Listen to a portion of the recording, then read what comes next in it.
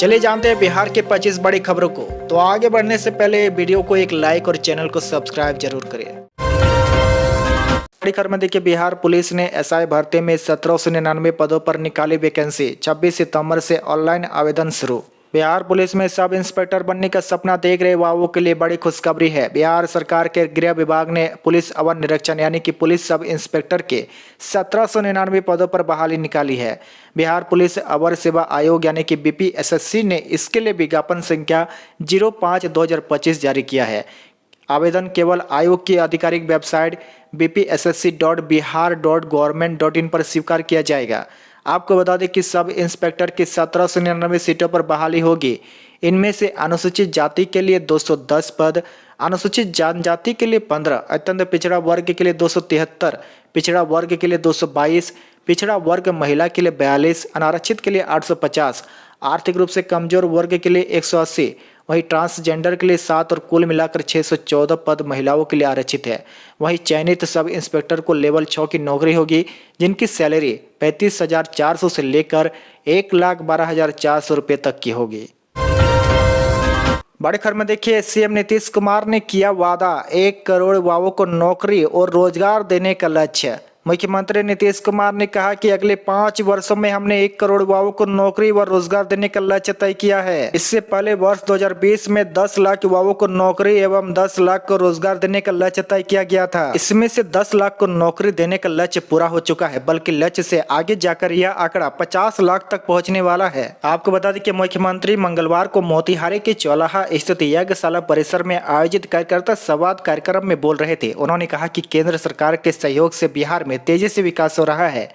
प्रधानमंत्री नरेंद्र मोदी के प्रति आभार प्रकट करते हुए उन्होंने कहा कि बिहार में विकास के लिए उन्होंने भरपूर सहयोग किया है। विकास का यह सिलसिला बिहार में जारी रहेगा। बिहार चुनाव से पहले सीएम नीतीश कुमार का बड़ा ऐलान, गरीब परिवारों को मिलेगी 2 लाख की सहायता। मुख्यमंत्री नीतीश कुमार ने मंगलवार को बड़ा ऐलान किया है। उन्होंने कहा कि बिहार में 2023 में जातीय एवं आर्थिक गणना कराई गई थी।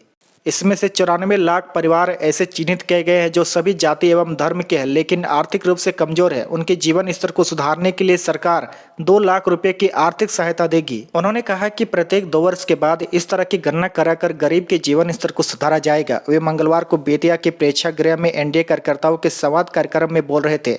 बिहार में हर घर में 125 यूनिट बिजली मुक्त करने के बाद फैसला लिया गया कि अब इच्छुक उपभोक्ताओं के घर पर सूर्य घर यानी कि सोलर लाइट लगाया जाएगा, ताकि बिहार बिजली के क्षेत्र में पूरी तरह आत्मनिर्भर हो जाए।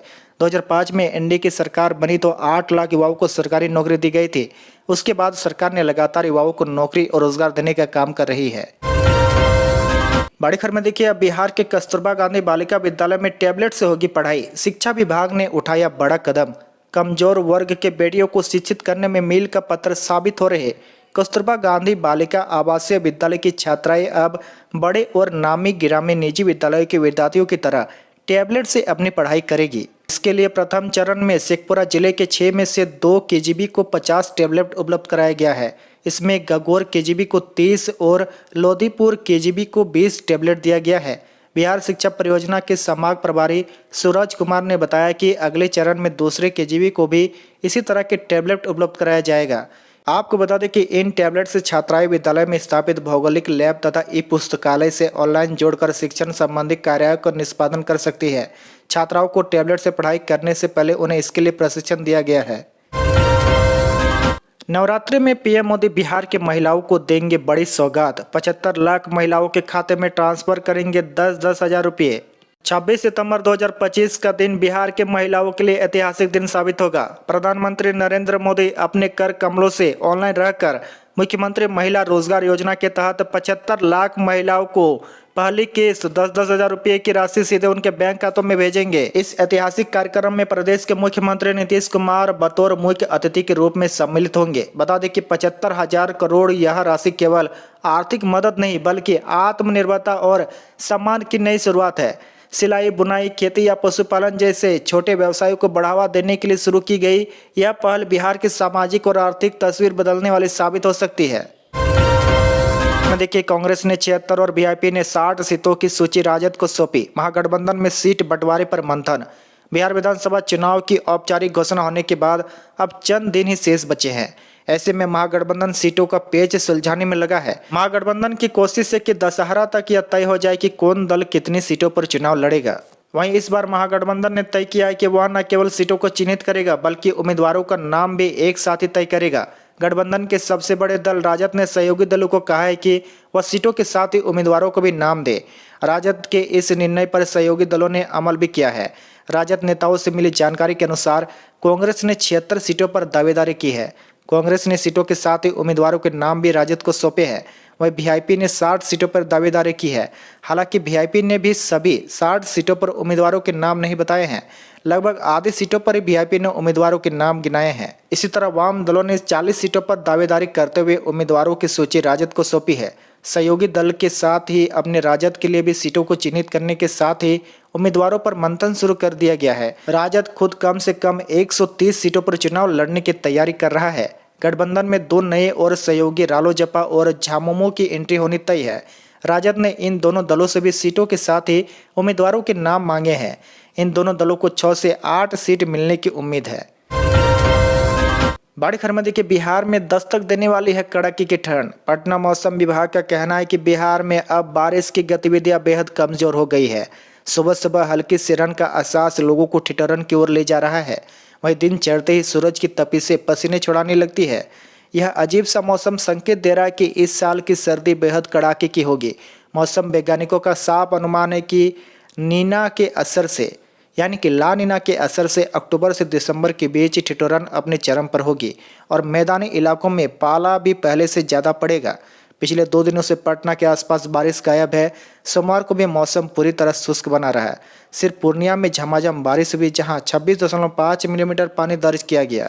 वहीं मौसम विभाग ने आगे बताया कि बिहार से मानसून की विदा होने में सिर्फ 8 दिन बचे हैं। इसके बावजूद बारिश का हाल काफ़ी मायूस करने वाला है। मौसम विज्ञान केंद्र के मुताबिक अभी तक राज्य में 28% कम बारिश दर्ज हुई है। पासवान का प्लान तैयार, हर जिले में कम से कम 1 सीट पर उम्मीदवार उतारेगी। लोक जनशक्ति पार्टी यानी कि रामविलास के अध्यक्ष केंद्रीय मंत्री चिराग पासवान विधानसभा चुनाव में सभी जिलों में कम से कम 1 सीट पर अपनी पार्टी के उम्मीदवार उतारने की तैयारी में है। इस विषय पर मंगलवार को पार्टी के प्रदेश संसदीय बोर्ड की बैठक में जोरदार चर्चा हुई। इसकी पुष्टि करते हुए प्रदेश संसदीय बोर्ड के एक वरिष्ठ सदस्य ने बताया कि चिराग पासवान अपनी पार्टी की तरफ से हर जिले में कम से कम 1 सीट पर उम्मीदवार देना चाहते हैं और अपनी इस मंशा से एनडीए के शीर्ष नेताओं का अवगत भी करा दिया गया है। संसदीय बोर्ड के अध्यक्ष हुलास पांडे की अध्यक्षता में आयोजित बैठक में सभी जिलों में उन सीटों को चिन्हित किया गया जिन सीटों पर एलजेपीआर की सबसे मजबूत स्थिति है और पार्टी की उम्मीदवार चुनाव लड़ने की तैयारी में है। बैठक में यह भी तय हुआ कि सभी 243 सीटों पर एनडीए की जीत सुनिश्चित करने के लिए लोजपा मजबूती से काम करेगा। बड़े खबर में देखिए मुकेश सहनी का बड़ा बयान, कहा महागठबंधन में कोई तकरार नहीं, जल्द होगा सीट का बंटवारा। विकासशील इंसान पार्टी के प्रमुख और बिहार के पूर्व मंत्री मुकेश सहनी ने महागठबंधन में किसी भी तरह के मतभेद की खबरों को खारिज कर दिया है। उन्होंने स्पष्ट किया कि महागठबंधन में सीट बंटवारे की प्रक्रिया जल्दी पूरी हो जाएगी और सभी घटक एक दल जुटकर काम करेंगे। वहीं देखिए मुकेश सहनी ने आगे कहा कि महागठबंधन के सभी नेता एक दूसरे के साथ मजबूती से खड़े हैं और सीट बंटवारे को लेकर कोई विवाद नहीं है। उन्होंने कांग्रेस कार्यकर्ताओं पर हुए पुलिस लाठीचार्ज की कड़ी निंदा की और कहा कि बिहार में लाठी तंत्र की सरकार है। मुकेश सहनी ने भाजपा के राष्ट्रीय नेताओं पर तंज कसा। उन्होंने कहा कि चुनाव के समय ही बिहार की याद आती है, चुनाव के बाद वे गायब हो जाते हैं। उन्होंने जीएसटी स्लैब में बदलाव को लेकर भाजपा सरकार की आलोचना की और कहा कि सरकार को जीएसटी लागू करने के लिए माफ़ी मांगनी चाहिए क्योंकि इससे गरीबों पर बोझ बढ़ रहा है। इसके अलावा मुकेश सहनी ने कहा कि महागठबंधन में तेजस्वी यादव ही मुख्यमंत्री पद के चेहरा होंगे। मुकेश सहनी की पार्टी 60 सीटों पर चुनाव लड़ने की तैयारी में है और उप मुख्यमंत्री पद की मांग भी कर रही है। बिहार में मंत्री और जदयू के राष्ट्रीय महासचिव अशोक चौधरी ने जन स्वराज के संस्थापक प्रशांत किशोर को 100 करोड़ का मानहानि नोटिस भेजा है। पीके ने 3 दिन पहले अशोक चौधरी पर 200 करोड़ की जमीन खरीदने का आरोप लगाया था। इस मामले में अशोक चौधरी ने बिना शर्त माफी मांगने को कहा है। उन्होंने नोटिस में कहा कि प्रशांत किशोर की ओर से लगाए जा रहे आरोप भ्रामक और उनकी घबराहट और बौखलाहट का परिणाम है। इससे पहले भी प्रशांत किशोर पर मानहानि का मामला दायर किया गया था, जिसके बाद 17 सितंबर को कोर्ट ने पेशी के लिए उन्हें बुलाया था। मंत्री ने कहा कि न्यायालय से बुलावा आने के बाद प्रशांत किशोर डर गए और उसी घबराहट में प्रेस कॉन्फ्रेंस कर उल जलूल एवं झूठे आरोप लगाने लगे। उन्होंने कहा कि प्रशांत किशोर ने जिस तथाकथित 200 करोड़ की संपत्ति का हवाला दिया है वह सरासर झूठ है। आपकी जानकारी के लिए बता दें कि पीके ने आरोप लगाया था कि संभावित चौधरी की सगाई के बाद ससुर व स्वर्गीय किशोर कुणाल से जुड़े मानव वैभव विकास ट्रस्ट से करीब 200 करोड़ की जमीन की खरीद हुई थी। पटना के संपत चक बाजार में इस साल दुर्गा पूजा का पंडाल वृंदावन के प्रेम मंदिर की तरह बन रहा है। पंडाल की ऊंचाई 110 से 115 फीट है। इसका निर्माण पश्चिम बंगाल के जामताड़ा से आए मुस्लिम कारीगरों की टीम कर रही है। युवा मंडली संपतगंज बाजार पूजा समिति के प्रभारी मुकेश कुमार के अनुसार पिछले साल भी यह पंडाल पटना का सबसे ऊंचे पंडालों में शामिल था। इस बार पूजा समिति ने वृंदावन के प्रेम मंदिर जैसा पंडाल बनाने का निर्णय लिया है। इसके लिए जामताड़ा से कारीगरों को संपर्क किया गया था। वहीं आपकी जानकारी के लिए बता दें कि पंडाल निर्माण में लगभग 35 से 40 लाख रुपये खर्च होने का अनुमान है। इस राशि के लिए बाजार के व्यापारियों और समाज सेवियों ने स्वेच्छा से चंदा दिया है। पंडाल निर्माण के हेड कारीगर मोहम्मद इकराम के नेतृत्व में 50 से 60 कारीगरों की टीम पिछले 2 महीनों से काम कर रही है। 2 से 3 दिनों में पंडाल पूरी तरह तैयार हो जाएगा। गोपालगंज विधानसभा क्षेत्र में भाजपा, कांग्रेस और राजद समेत कई दलों में टिकट के लिए दौड़ शुरू हो चुकी है। भाजपा से 5, राजद से 4 और कांग्रेस से 2 नेताओं ने अपनी दावेदारी पेश की है। वह जन स्वराज से 3 लोग मैदान में उतरने को बेताब है। इसके अलावा बसपा और लोजपा जैसे दलों से भी कई नेता टिकट मांग रहे हैं। टिकट पाने के लिए नेता पूरी ताकत झोंक चुके हैं। 2025 के चुनाव समर के पहले टिकट को लेकर राजनीतिक दलों के भीतर खींचतान और शक्ति प्रदर्शन दिखने लगा है। अपनी अपनी दावेदारों के लिए पोस्टर वार से लेकर सोशल मीडिया तक सियासी जंग तेज है। गोपालगंज विधानसभा सीट पर टिकट की लड़ाई जातीय समीकरण और संगठन में पकड़ के आधार पर तय होती दिख रही है। भाजपा और राजद दोनों में खींचतान तेज हो चुकी है, जबकि कांग्रेस और जन स्वराज टिकट वितरण के जरिए अपने अपने संगठन को मजबूत करने की रणनीति पर काम कर रहे हैं। नवरात्र शुरू होते ही सोने चांदी ने पिछले सारे रिकॉर्ड तोड़ दिए हैं। IBAJ के मुताबिक सोमवार को देश भर में 24 कैरेट सोने की औसत कीमत 2380 रुपये बढ़कर 1,12,000 रुपये प्रति 10 ग्राम हो गई है। वहीं 22 कैरेट सोना भी 1,02,734 रुपया हो गया है, जिसकी कीमत 2180 रुपये बढ़ी है। वहीं चांदी भी 4,869 रुपये महंगी होकर 1,32,869 रुपये प्रति किलो के स्तर पर पहुंच गई है। वहीं सराफा बाजार के साथ ही वायदे में भी सोना चांदी नए रिकॉर्ड लेवल पर पहुंच गई है। बिहार विधानसभा चुनाव 2025 को निष्पक्ष और पारदर्शी बनाने के लिए चुनाव आयोग ने सख्त नियम जारी किए हैं। अब नकदी ढोने वाले बैंक वाहनों में केवल बैंक की अपनी राशि ही रहेगी और इसके साथ नकदी की शुरुआत और गंतव्य की जानकारी वाला आधिकारिक दस्तावेज भी जरूरी होगा। नियम तोड़ने पर नकदी जब्ती कर ली जाएगी और वाहनों को वित्त मंत्रालय की मानक प्रक्रिया का पालन करना होगा। दूसरी ओर हर प्रत्याशियों को चुनाव खर्च के लिए नामांकन से पहले एक अलग बैंक खाता खोलना अनिवार्य है, जिसमें तुरंत चेक बुक की जाएगी ताकि सभी लेन देन पारदर्शी और ट्रेसेबल रहे।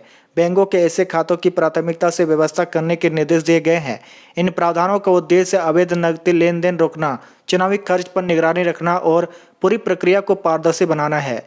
जिला प्रशासन और बैंक अधिकारियों को भी इन नियमों का सख्ती से पालन करना होगा। बिहार सरकार ने राशन कार्ड बनवाने की प्रक्रिया लोगों के लिए और आसान कर दी है। अब 10 अक्टूबर तक पूरे राज्य में विशेष कैंप लगाए जाएंगे, जहां लोग सीधे जाकर नया राशन कार्ड बनवा सकते हैं या पुराने में सुधार कर सकते हैं। इन कैंपों में आवेदन पत्र भरने से लेकर जरूरी कागजात जमा करने तक की सुविधा एक ही जगह उपलब्ध होगी, जिससे लोगों को बार बार दफ्तरों के चक्कर नहीं लगाने पड़ेंगे। इसके साथ ही जिन लोगों को घर से बाहर जाना मुश्किल है, उनके लिए ऑनलाइन आवेदन की भी सुविधा दी गई है। घर बैठे मोबाइल या कंप्यूटर से आवेदन कर दस्तावेज अपलोड किए जा सकते हैं। इस व्यवस्था से पात्र परिवारों को आसानी से सरकारी योजनाओं में और सस्ते अनाज का भी लाभ मिल सकेगा। सरकार का मानना है कि इससे पारदर्शिता बढ़ेगी और समय की बचत होगी, साथ ही आम जनता को ज़्यादा सहूलियत मिलेगी। पटना का चिड़ियाघर अब गैंडा संरक्षण के क्षेत्र में विश्व स्तर पर दूसरा स्थान हासिल कर चुका है, जो बिहार और पूरे देश के लिए गर्व की बात है। यह वर्षों से गैंडे के प्रजनन और संरक्षण पर विशेष ध्यान दिया गया है, जिससे इनकी संख्या बढ़ने और सुरक्षित माहौल देने में सफलता मिली है। विशेषज्ञों और कर्मचारियों की देखभाल, उचित वातावरण और आधुनिक तकनीक की मदद से गैंडे के प्रजनन की दर बेहतर हुई है। इसी कारण अंतर्राष्ट्रीय स्तर पर पटना चिड़ियाघर की सराहना की जा रही है। यह उपलब्धि न केवल वन्य जीव संरक्षण के प्रयासों को मजबूती देती है, बल्कि पर्यावरण संरक्षण के प्रति समाज में जागरूकता भी बढ़ाती है। इस पहल से आने वाले समय में गैंडे जैसे विलुप्त प्राय प्रजातियों को बचाने में और मदद मिलेगी। वहीं पटना चिड़ियाघर अब पर्यटकों के लिए खास आकर्षक बन गया है और यह उपलब्धि पूरे बिहार की पहचान को मजबूती करती है। बिहार में सरकारी बसों में अब यात्रियों की सुरक्षा के लिए पैनिक बटन की नई सुविधा शुरू की गई है। इस व्यवस्था के तहत यदि कोई यात्री, खासकर महिला या बच्चे, यात्रा के दौरान खतरा या परेशानी महसूस करते हैं तो बस में लगे पैनिक बटन को दबा सकते हैं। बटन दबते ही तुरंत नियंत्रण कक्ष में सिग्नल पहुंच जाएगा और नज़दीकी पुलिस या मदद दल को मौके पर भेजा जाएगा। इससे आपात स्थिति में तुरंत सहायता उपलब्ध कराई जा सकेगी और यात्रियों की सुरक्षा सुनिश्चित होगी। सरकार का कहना है कि यह कदम खासकर महिलाओं और बच्चों की सुरक्षा को ध्यान में रखकर उठाया गया है ताकि वे बिना डर के यात्रा कर सके।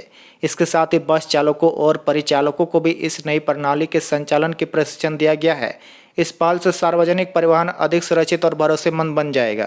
के मौके पर बिहार सरकार ने यात्रियों को बड़ी राहत दी है। अब स्पेशल बसों में सफर करना 30 से 38% तक सस्ता हो गया है क्योंकि किराए पर भारी सब्सिडी दी जा रही है। इसका फायदा खासकर उन लोगों को मिलेगा जो दशहरा, दिवाली और छठ जैसे त्यौहार में अपने घर आना चाहते हैं। इस योजना के तहत सामान्य बसों के मुकाबले विशेष बसों का किराया कम रखा गया है ताकि यात्रियों पर अतिरिक्त बोझ न पड़े।